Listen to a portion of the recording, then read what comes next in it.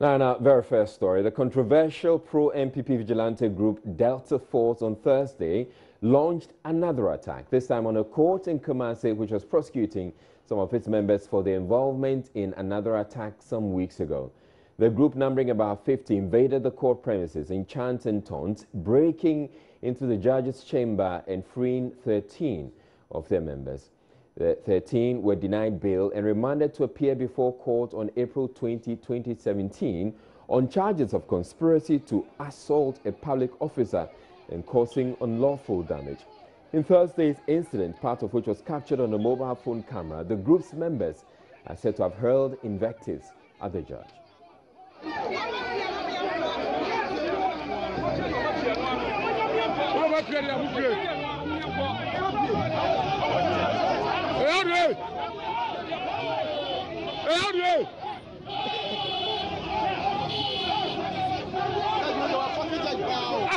Well, the Ashanti Region Police says it has arrested 8 of the people who stormed the court and freed the suspects facing prosecution.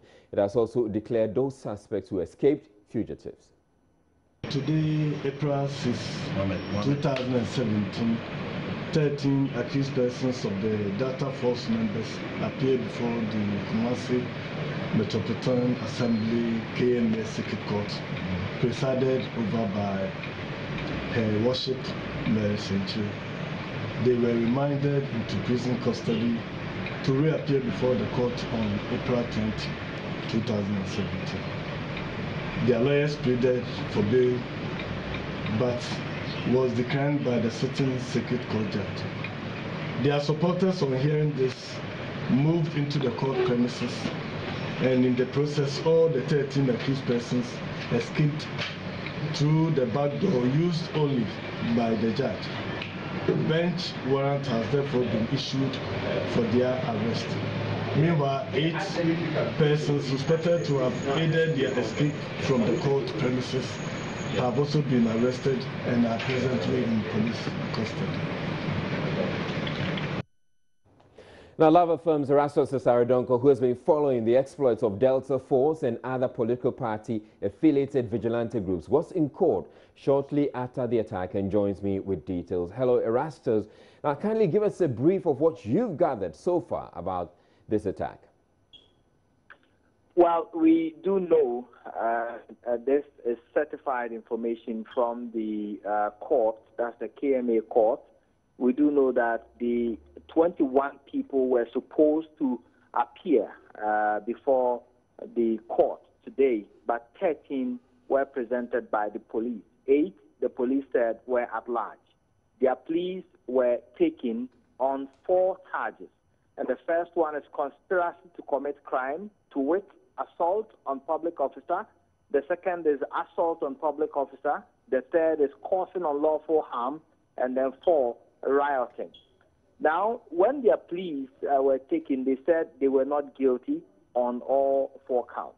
And then the counsel for them indicated that they should be granted bail. And after listening to them, Her Honor, Mary Century, said that after listening to them, she feels that they will not appear in court if they are granted bail. So they should be remanded into prison custody, and then they should be reappear on the 20th of this month. And that is what triggered the whole reaction, that the over 40 physically built men who had gathered outside stormed the courtroom and asked them to follow them, to leave the court premises. At a point, they stormed the chamber where the judge party uses, which, of course, by law is not permissible to anybody. And so the few policemen, numbering about 6, who were in the room, according to court officials, had to protect the judge in question and whisk her to safety. So that is what happened. But afterwards, we were told that the national administrative officer, Noel Francis Agodo, in consultation with the supervising High Court judge, has arranged police protection for Her Honor, Mary Century. And though I found out from the court officials whether indeed she was in any form of danger, they said when they asked her, she said she's okay, but then they feel that her life could be in danger, and so they should give her police protection in the coming days. I've also been told that when the police rearrest the 13 people, another charge will be added onto them, and that will be escaping from lawful custody. So that is what we do understand right now. But there is so much anger and fear amongst court officials. They feel that the court is the last resort on this land. So if people could express such bravado with impunity, storm there, and take the law into their own hands, they feel that Ghana is taking a different turn, and they are afraid going forward, discharging their normal duty. All right, Erastus, now I'm trying to understand how these people are able to storm the courts and perpetrate the impunity that you're talking about. Where were the police at the time? I have confirmed that there were 6 police personnel when the court was in session. 6. And the 6 included prosecutors who have come to present their case. So normally you have, it's a small courtroom. In fact, the size of, let me say, 2 bedrooms combined. And normally you have a cage in there where they put accused persons. It's made of barbed wire. And when they are called, their case is called, then they open the gate and they pull them out to stand in the dock. Now, there are 2 police men. One is a woman, and then the other is a guy. They normally maintain order within the court. So these 2 police personnel and 4 other police personnel who are prosecutors presenting their case, making 6 when the case was called. And so they could not protect or try to prevent the physically built men who were numbering over 40 from taking away the 13 accused people. It was after the attack, I am told, by court officials that we had a number of armed policemen coming to the court. But that was after when the vigilante people have left. All right. Thank you very much, Erastus. And we'll be hearing the IGP speak to this particular issue in a bit. But here in Accra, Minister of the Interior, Ambrose Derry, also says court warrants have been issued for all those who escaped trial. He added that the party the culprits belong to will not stop them from pursuing and arresting them. Speak to you today on a regrettable incident which I absolutely condemn,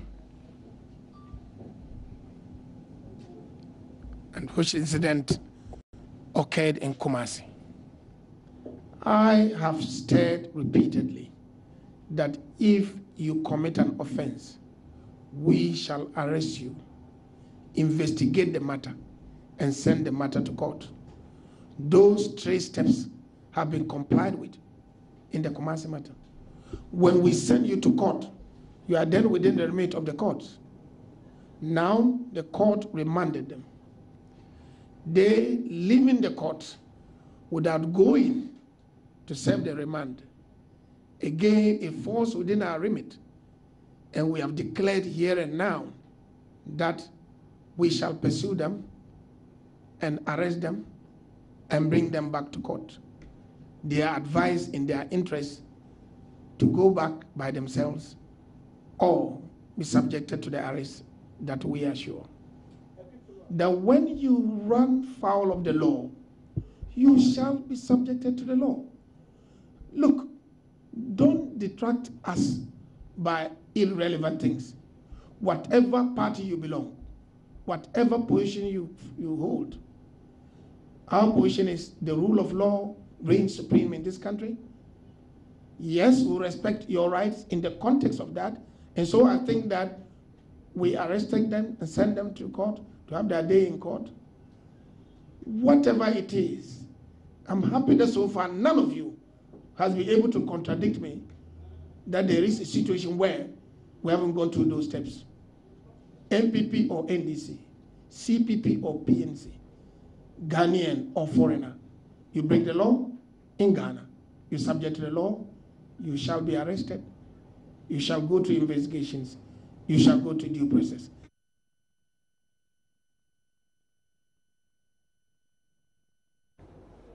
Now, the Inspector General of Police on this part says that police officers in court at the time of the incident were overwhelmed by the supporters.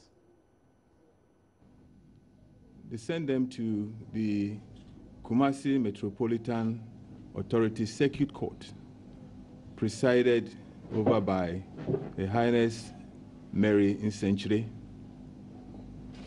The judge remanded the accused persons to prison custody to reappear on the 20th of April. After the announcement, the news went out to some supporters of the accused persons who besieged the court. In the process, the 13 accused persons escaped through the back door being used by the presiding judge. 8 of the people who enabled the accused persons to escape have been arrested, and they are in the prison custody, police custody. Bench warrant has also been issued for the arrest of the 13 accused persons who have escaped. This is the facts of the case. We had police officers at the court, and we had about 20 officers also on the standby. But if you remember, we had asked, we gave the accused persons bail. I mean, when they were suspects, we gave them bail. Police bail. And they willingly appeared before the court. So you can imagine the extent of the danger or the likelihood of they escaping was not as high as we would believe. So yes, there were police officers there, but they were overwhelmed by the numbers that came to the court, besieged the court to enable these accused persons to escape.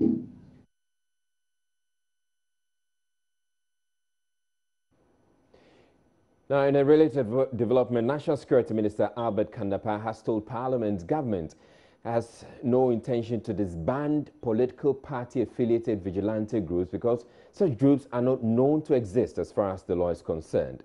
There's been widespread condemnation of the activities of the vigilante groups in recent times, especially following the attack on the Ashanti Region Security Coordinator by so-called Delta Force, and the minister appeared before the House to respond to a question by Swasi MP Muntaka Mubarak on what is being done to disband them. Kandapa told the MPs, as far as government is concerned, such groups are criminal gangs who must be dealt with as such.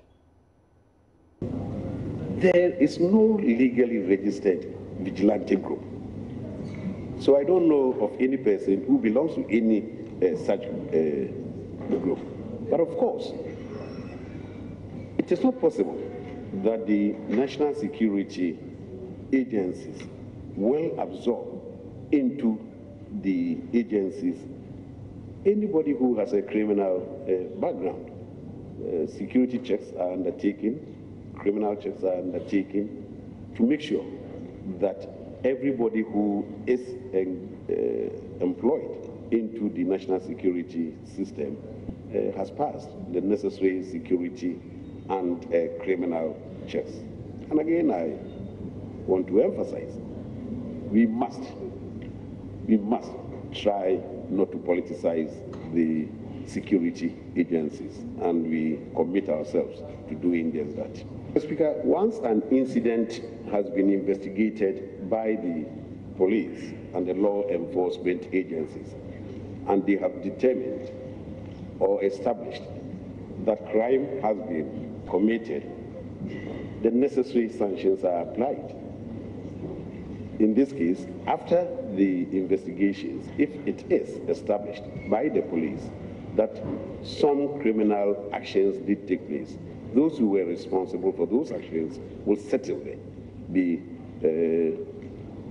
sanctioned in accordance with the laws of the country, and they will not be spared only because they belong to a particular political party.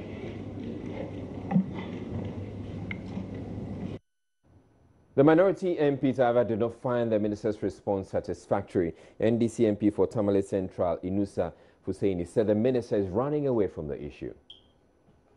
He's been put in a difficult situation. He was skirting the issue. Because even before we went into the 2016 elections, those vigilante groups played a very significant role in determining the center of power within the MPP. When the invincible forces engaged with the Bolgatanga Bulldogs at the MPP headquarters in the full glare of the public. Okay? Now, that legitimized the victors, the action of the victors, who incidentally are the invincible forces. Looks like you're politicizing it, which is actually one of the issues that the minister raised and said we should desist from that, doing that. No, I'm not politicizing, I'm just stating the facts. But will you admit that such a group exists within your party, the NDC, as well? Would you admit that? It's just like asking me whether the minister should go and disband such groups within the NDC. Today, the question that we are asking is what will happen to the invincible forces, to the Bolgatanga Bulldogs, and to the Delta forces? That's what we're asking. So the response that the minister gave... And the persons who have responsibility to deal with the issues are those in government today. It will be out of place to throw a red herring into the question and allow us to swallow the red herring. Well, still staying with this issue, the Coalition for Domestic Election Observers, CODEO, has added its voice to incessant calls for the immediate disbanding of vigilante groups in the country. According to CODEO, the two main political parties, NDC and NPP, are largely responsible for the creation of militarized, politically affiliated groups in Ghana. Co-chair of CODEO, Miranda Greenstreet, describes the activities as a threat to the country's electoral development. This recommendation forms part of a number of issues highlighted in CODEO's communique on Ghana's 2016 general elections. The Coalition for Domestic Election Observers, CODEO, wants political parties in whose interest the various vigilante groups were formed to support the pleas to disband them. The activities of these groups have the potential to mar the country's hard-earned peace. Co-chair of CODEO, Miranda Greenstreet, explains further. The leadership of the new Patriotic Party and the National Democratic Congress, who are largely responsible for the emergence of these groups in the Fourth Republic, should own up to their responsibilities and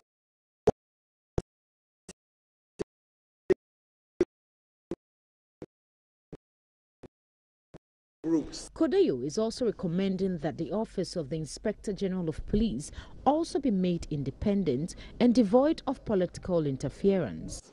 The police should be part and parcel of disbanding these vigilante groups. But it seems as though because the Inspector General of Police is appointed by the government of the day, they somehow, that's what we think, they somehow feel reluctant to go after the people who are committing these crimes. And that is why the recommendation has been made that the Inspector General of Police should be appointed in a consultative, transparent manner, but across various elections and on a non-political party basis, so that he or she can be independent and help enforce the laws as they should be enforced. On election-related issues, Kodeo wants the EC to maintain the 2016 voters register whilst it continues to clean and audit it. Co-chair of Kodeo, Justice VCRAC Crab, also touched on the abnormal high filing fees charged by the EC during election. Compiling a more credible and reliable register. The Electoral Commission should maintain the current 2016 register while it continues to clean and audit the register. To this end, the Electoral Commission should fully implement continuous registration. The Electoral Commission, the Inter-Party Advisory Committee, and stakeholders should work together to amend PNDC Law 284 to set a 6-month period for campaigning during each year of presidential and general elections as part of efforts to minimize cost, check incumbency. Kodeo believes the Electoral Commission conducted free, fair and peaceful elections, but wants the EC to deal with the mistrust and suspicion by investing in a more robust and transparent IT system that will secure the transmission of results. You're watching Joy News Prime. We're taking a break, but still to come, despite the minority's decision to stay away from the vetting of the rest of President Akufo-Addo's appointees, its leader, Haruna Idrisu, is calling for the withdrawal of the Deputy Minister Designate for Agriculture, George Odro, citing a damning BNI report he says indicts him and could bring disgrace to Ghana. Would have the reaction of the Minister Designate as well. Stay tuned.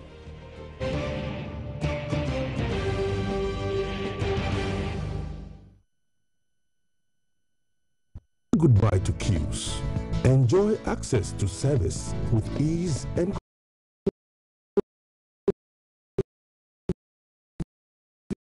Minority Leader Haruna Idrisu is demanding the withdrawal of George Odro as Deputy Minister Designate for Agriculture. He argues there's a damning BNI report on the nominee which makes him ineligible to serve in that capacity. The objection comes despite the minority's decision on Wednesday to stay away from the vetting of the remainder of the president's appointees.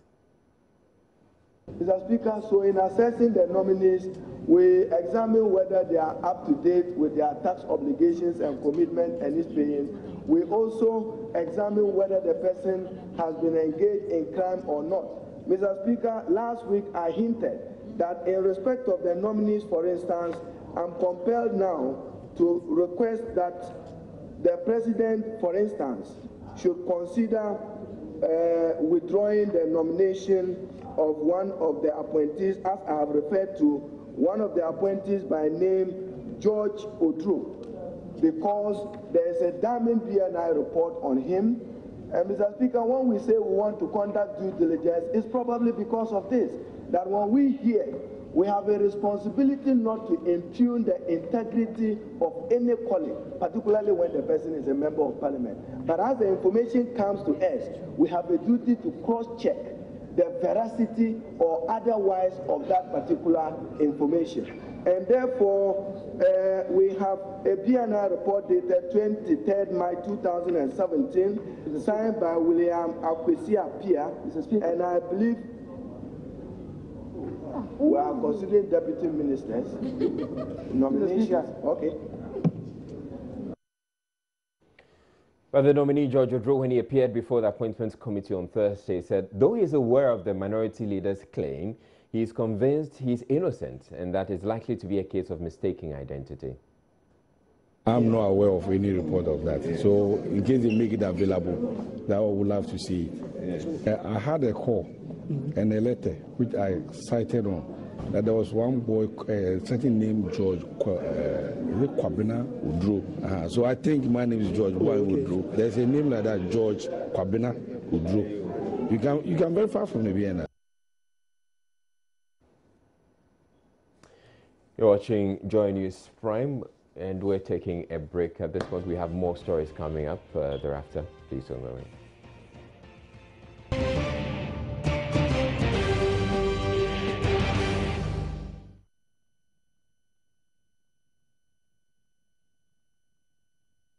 Welcome back to Joy News Prime. The trial of the 26-year-old branch manager of the restaurant, where the face of a female employee was allegedly shoved into blended pepper, took an interesting turn on Thursday when the defense proposed an out-of-court settlement of the matter. Lawyers for the accused, Jihad Shaban, said the case and the media reportage of it is taking a toll on the restaurant's operations.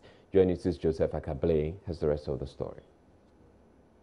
The courtroom was packed while others stood outside anxiously waiting for proceedings to commence, with Victoria Ganza presiding over the matter. Proceedings commenced with a heated debate between lawyer for Jihad Shaban, Julio de Medeiros, and Francis Xavier Soso on whether the latter, who was holding criminal brief for the caterer, could announce himself in court. This was allowed by the court, with Victoria Ganza insisting it was not alien to our laws. Julio de Medeiros then told the court that Section 70 of the Courts Act allowed the court to encourage reconciliation among parties once it's not felony. This was opposed by prosecution led by Chief Inspector Hansen Amma, who said one of the charges put against the accused was causing harm, which amounted to a second-degree felony. Julio de Medeiros tells Joy News this is not an admission of guilt. Act really encourages and promotes the judge in a matter which is not a felony to facilitate and promote out-of-court settlement. If the parties think that they can settle the matter, why not? We are not opposed to it. This matter is hurting everybody. This has become a media circus. You come to court and everybody, the whole place is full. We want this matter settled. This is hurting our clients as well. So if we can settle the matter, why not? We will. It is not in any case an admission of guilt. I want to put that on record. It is not in any case an admission of guilt. But we think that if we can settle, the girl is a hardworking girl. We would want to have her back in our fold. Lawyer Francis Xavier Soso, who represents the caterer, told the press the request is off the table. Absolutely, we are opposed. Of course, one is a legal reason. The legal reason is that causing harm is a second-degree felony. And among the offenses that can be summarily settled under Section 73 of the Court Act, causing harm is not one of those because it is not a misdemeanor. That's the first one. And then the second reason is that it is important for us to make the case that it is not everything that is about money.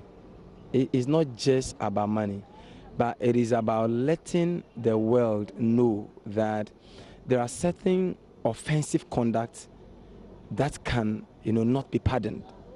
We don't know the number of other people who are being abused, either privately, in offices, in factories, and so on and so forth. And the only way we can sanitize our society and let people know that when you conduct yourself in such a manner, you could be punished by the law, is to allow the criminal procedure to come to its conclusive end. The court will rule on the request on Monday, April 10.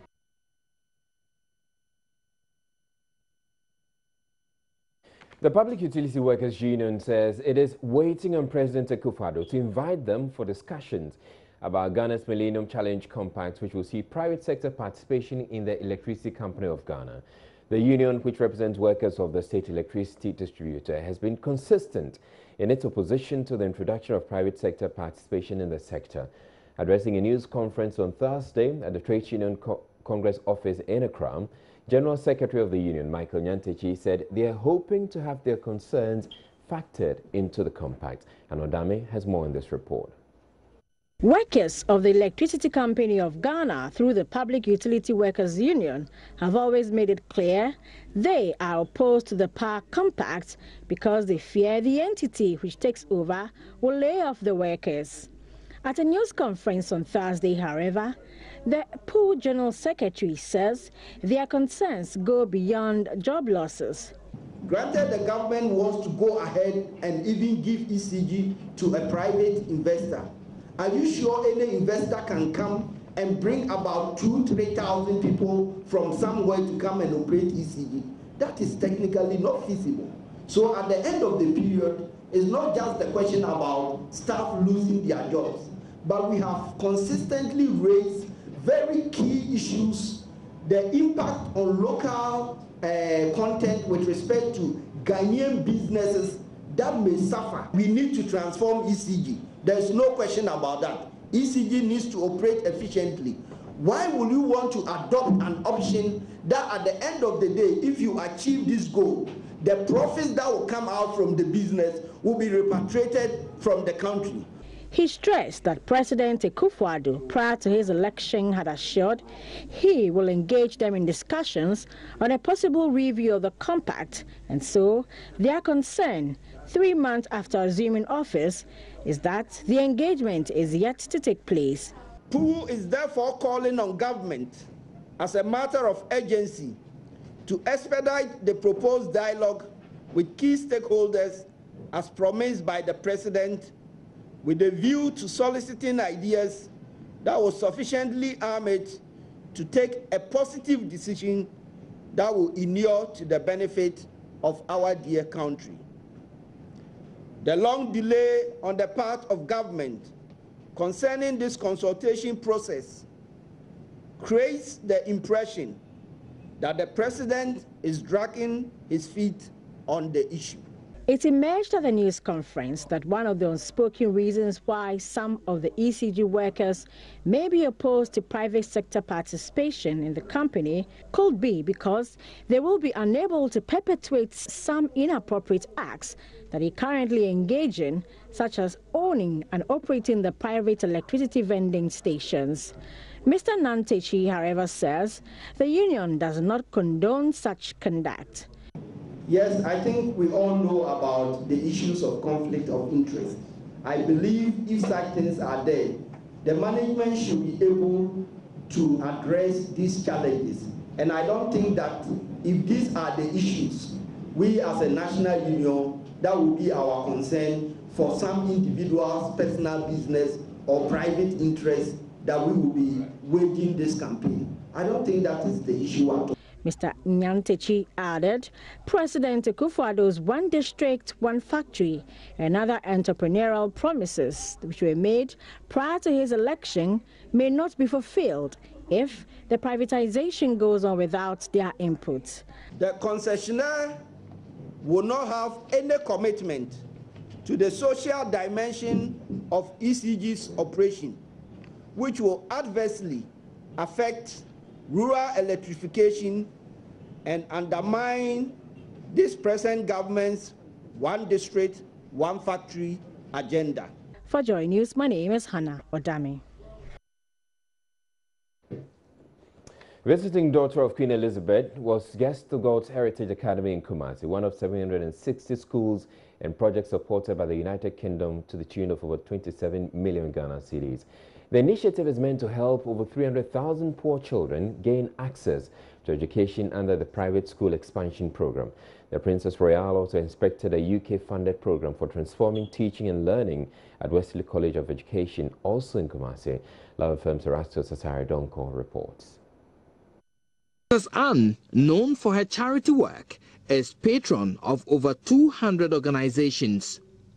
The Micro Schools project, run by Sinapiaba Savings and Loans, gives credit to private schools in rural and peri-urban areas to expand and assist bright but needy students. God's Heritage Academy at Ahinema Kokobin near Kumasi is one of 760 beneficiary schools of the project. Chief Programs Officer for Sinapiaba, Joyce Owusudabo, conducted her round. The financial services that they receive help these schools to expand their classrooms, their libraries, and even put up sanitation facilities. Aside that, we also provide capacity building for the proprietors and the teachers in the school. The reason is to help the proprietors acquire the necessary skill and knowledge to be able to run their school efficiently, and also the teachers are trained to have the skill and the knowledge to impart knowledge onto the children using the right techniques and then the right approach for effective learning. The bottom line of this program is that we want to ensure that every child, as much as possible, have access to education. Board Chairman for Sinapiaba, Joseph Ebo Houghton, spoke to the Princess about reviving a sorghum project started for farmers in the northern region. So venture capital provided us with the money, and then we got TechnoServe to also provide the technical advice to the farmers. Then determine the inputs and all of that had to be supplied. And so the first year, we moved from 100 metric tons to 900 metric tons. Second year, we moved to 3,000 metric tons. And so the next year, our plan was to go 6,000 metric tons. And this was something which was benefiting over 4,000 families in the northern part of the country, North, Upper East, Upper West, and then Northern region. But unfortunately, venture capital did not come in for the funding again. But we're still doing it, even though on a smaller scale. So the plan is to go back to government and see how we can work together to get this, because it's a good project and very beneficial because the market is already there. The Wesley College of Education program, dubbed TTEL, with support from UK Aid, tutors teachers under a trainer of trainers workshop series to expose classrooms to modern trends of teaching and learning. Principal of WESCO, Charlotte Roxon, spoke of the benefits. Teacher training and transforming education and learning in Ghana to augment and to step up education as it were, so that the teachers in the colleges will train themselves as a trainer of trainees program every week in the colleges, in all the 40 colleges in Ghana. Then they also go to the classroom each day to innovate, get innovative incentives and other things for the students to be more practical, like we used to do in the olden days where the teacher was the center of the knowledge and all of that. So it's diversified in a way now that everybody will get a knowledge through whichever means that they will want to get it, to be diverse, and at the end of the day, they will all learn what has been taught in the classroom, to be more practical in this way. Reporting for Joy News, Erastus Asaridonko, Love FM, Kumasi.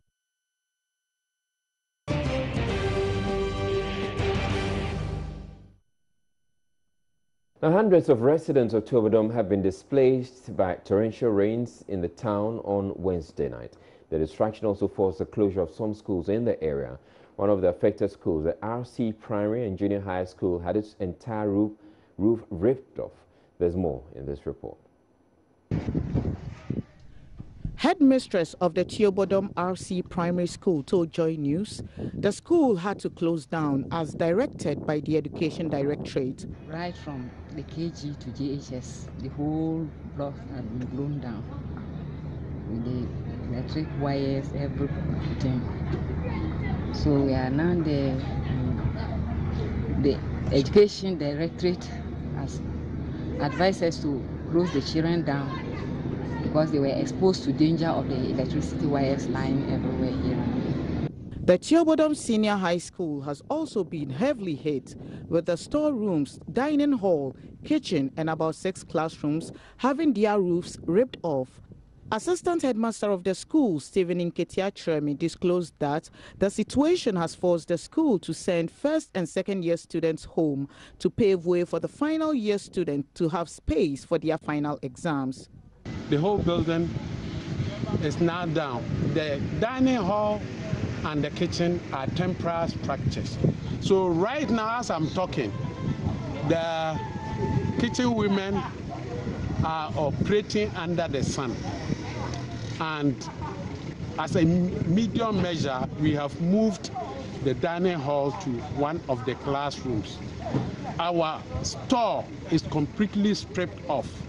So the top of the building is now saturated with water.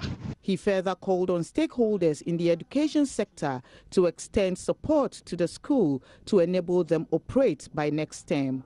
Over 30 households were also affected by the rain.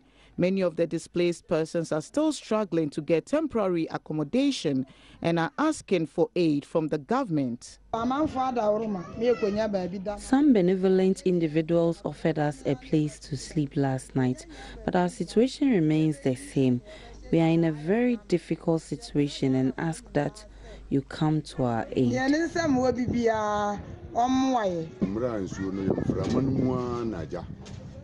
Heavy winds that accompanied the rain caused this havoc, ripping off roofs and uprooting trees.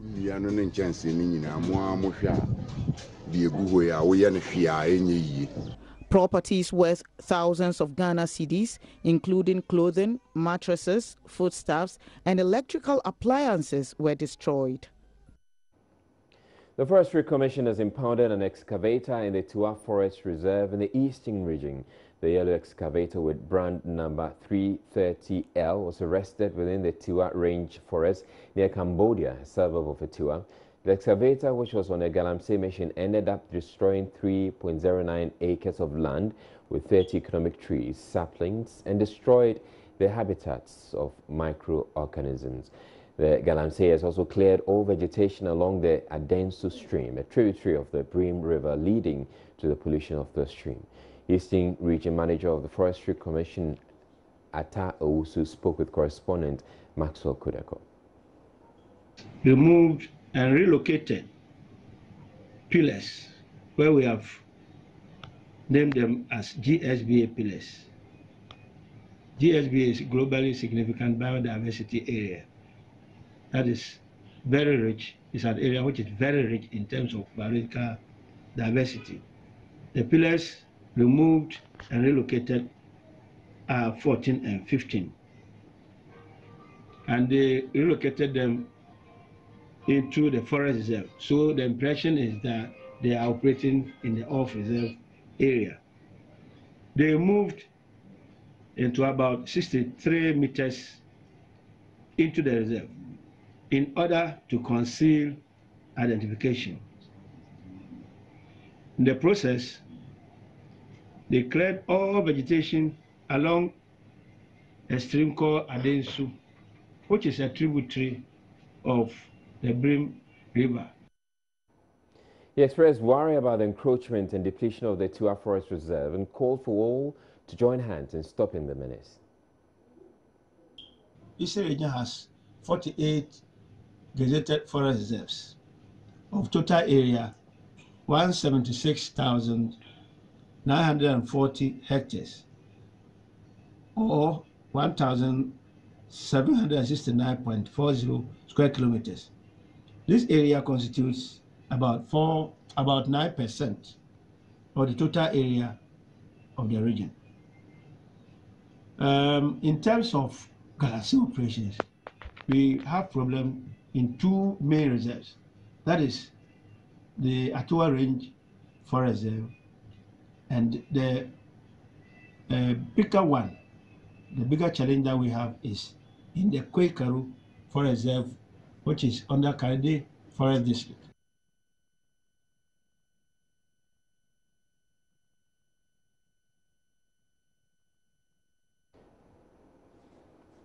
Now, some commuters are already calling for an intervention from government as a 15% increase in transport fares took effect today. Journey's checks at the Circle Terminal reveal some drivers are demanding payment before passengers are allowed to board vehicles to their destinations. Our reporter Maxwell Agbagba was on board a Kaneshi-bound bus and has come through with this report. Much talked about increase in transportation fares takes effect from today. What is happening here at the Circle Terminal is much akin to the cash and carry system. Drivers and mates are taking monies before commuters get on board. It really feels hot here in this Trotro. It is some few hours after the increment in transport fares by 15% took effect. Oh, actually, I'm not comfortable with, but it's like I don't have nothing to say because it has already been increased. So if I voice out, I don't know whether they are going to take it serious or I don't know. But I think the government needs to help us because he promised to take the role of the citizen into consideration. But now, what is going on? You look as if it's like he's not helping us. So we want to tell the government he has the power to, tell the DPL to do something about it. Exactly. Well, somebody would say that for you particular, if you have to do a round trip, that it means you're paying an additional 40 pesos, right? In 20 pesos out, 20 pesos making 40 pesos. For those going a long distance, that's like 1 cedi from Circle to Kaswa. That's like 1 cedi for a round trip. 40 pesos, 40 pesos. Somebody would say it's really insignificant. Yeah, I really understand that, but it's like if you deduct that 40 pesos from maybe let's say one cedi, it's like the rest is coins. Like you can't do anything with that. So whenever you have maybe 10 cities and you change, and at the end of the day, they will give you a coins, and it's like the money is finished. So I think it's not good. Let me find out from Jarrell. He's a student of Accra Academy. Jarrell, now you're paying 20 pesos additional money. Would that have any toll on your, on your finances? No. Are you really concerned about what is happening around you? Yeah, but I'm not surprised. Because in the Bible, it said that things will rather go worse. So I think human government cannot solve all our problems. So you think the government cannot solve all our problems? Yes, that's what I think. It's too much. Because if it's 15%, it shouldn't be 50 pesos. If it's 15%, it shouldn't be 50 pesos. It should be, I think, 3 pesos and something. But the drivers are taking 50 pesos. If it's 50 pesos, it's too much. How much were you paying previously? It was 3 cities, 20 pesos. And now it's 3 cities, 70 pesos. I mean, the increment is 50 pesos. And if it's so, it seems it's too much. So, tell me, do you think it would have any impact, any toll? Would you take any toll on your finances? Of course, yes, because I'm spending maybe 10 cities, 10 cities, 50 pesos in and out. Now I'm going to take maybe 15 cities because I take 3 cars to my house. See now, that's the problem. And it seems from the drivers actually, because for me, if it's 15%, it's not 50 pesos. Calculate yourself and see if it's 15%, it means it's not 50 pesos. But they are taking 50 pesos out of. You see, if it's 320 plus 3 something now, it means 50 pesos. And that is too much. So you say you bought 3 cars before you get to your work? Yes. From where to where? Yes.